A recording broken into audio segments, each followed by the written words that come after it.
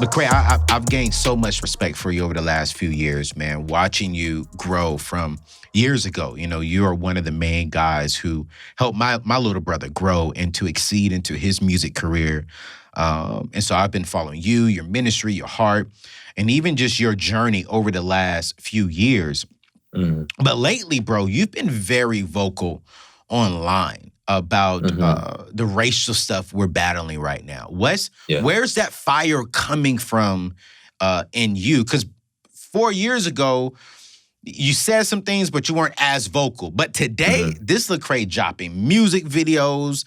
I mean, you're on IG. I mean, you've become this musical activist. And I want to ask that question because a lot of my white friends say, does Lecrae hate us? Does he think all white people are racist? Like, can you please ask him, where is this coming from? And does he still have love for us, the white people? Yeah, I find that I hear that a lot, and I think a lot of it has to do with the idea that if it's unfortunate, we do not deal well with nuance, like just as people, as human beings, we don't do well with nuance, and so the less we know about somebody or about a culture or about a particular world, the more we're offended when someone says something that's counter to our world, right? When you say to me, the Los Angeles Lakers are the best team in the world, and I grew up a Knicks fan, I feel a little way about that. Wait, do you mean you hate the Knicks? And it's not that I hate the Knicks. I don't like neither one. Oh, there you go. But it's that I love my team. And there's nothing wrong with really loving my team. I understand the nuances of my team. And so if you were able to say, oh, I spent some time with Lecrae and I noticed he grew up in LA. He so embodied in LA culture. It was his dad's favorite team. His dad passed away. I see why he's such a Lakers fan. That's the nuance of it. And when you don't take time to understand the nuance, you feel away internally. And so when someone's saying, hey, I see some issues in the church. I see some issues with race. Wait, whoa, where's this coming from? Do you hate us?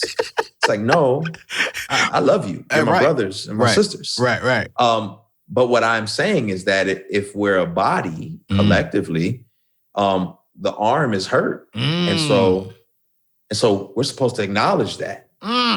Right? I'm just saying the arm is hurt. Can we acknowledge that the arm is hurt? And that's what we're called to do. And so it's not hatred, it's raising awareness. Brad. Yeah. You said it, man. You said it, when one part of the body is hurting, isn't it funny? Our feet can be hurting. Our feet can be the thing that's causing the issue, but our head feels it. Our hands feels it. And it's like, I wonder, do people understand that? Yeah. As Christians, if any of our peers are hurting, we all are hurting. The body is hurting. And we should be more than willing to address that rather than ask the question, well, just because your feet is hurting doesn't mean that my feet is hurting. Right. Or even more. If you're the hand and I'm the foot and I'm saying, we're going through some pain. I don't feel anything. Right. I don't feel a thing. Think you might be exaggerating because I feel fine up here. See. You about to take me somewhere else, bro. You about to take me somewhere else. Oh, my. All right. So we can say that you don't have any hatred. You hate racism. You don't hate specific people. Right. Racism isn't evil, but we also have to remember that racism is not...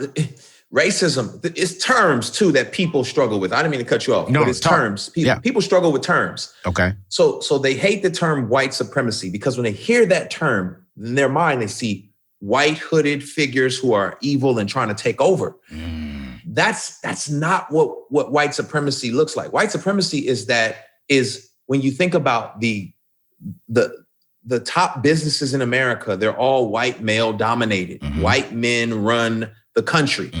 That's supremacy. It's not necessarily like this this evil thing. It's a reality. Right. And so as a Christian, you should care about these realities that hinder people from being able to shine and grow and go where they want to go. When we say racism is not vitriol and hatred, like, oh, I hate these people. Racism many times is unconscious. Right? It's an unconscious bias that you're like, I would hire Shaniqua, but I just don't. Will she even like fit in with us?